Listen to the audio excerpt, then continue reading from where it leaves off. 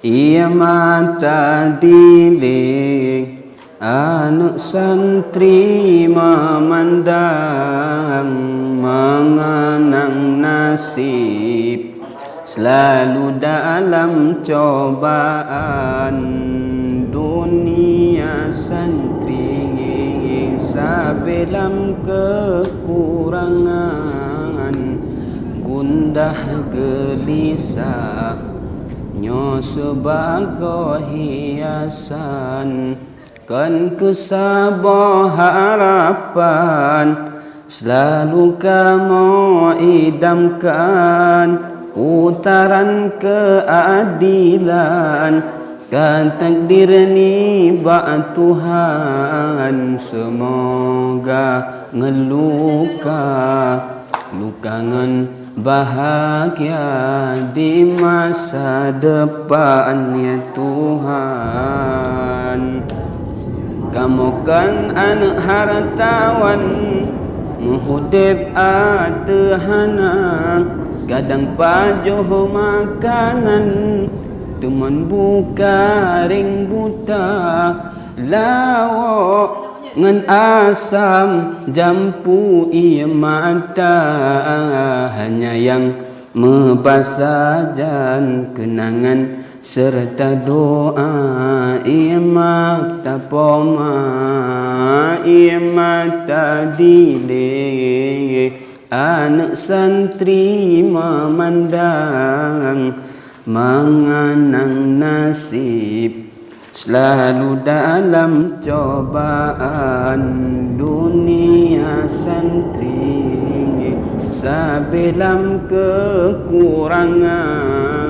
gundah gelisah nyo sebagai hiasan kan kesabah harapan selalu kamu idamkan putaran keadilan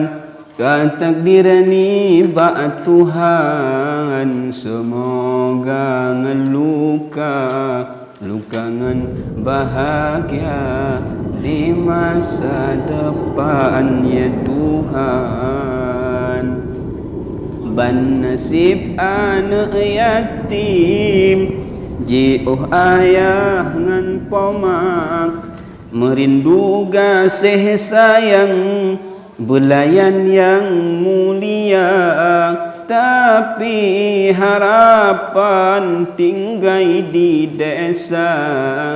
hanya yang membasajan kenangan serta doa imata poma imata dile